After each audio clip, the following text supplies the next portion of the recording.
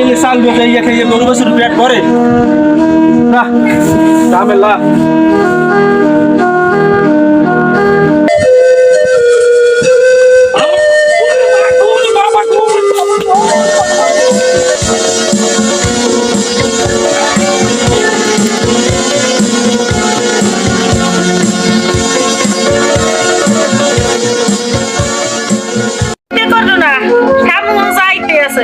কোনো টেনশন করো না, আল্লাহ নামলাই রহমত হইবে, আল্লাহ মাফ করবে।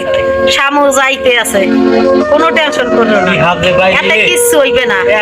কি সবচেয়ে বাইরে কইতে পারি না এখন।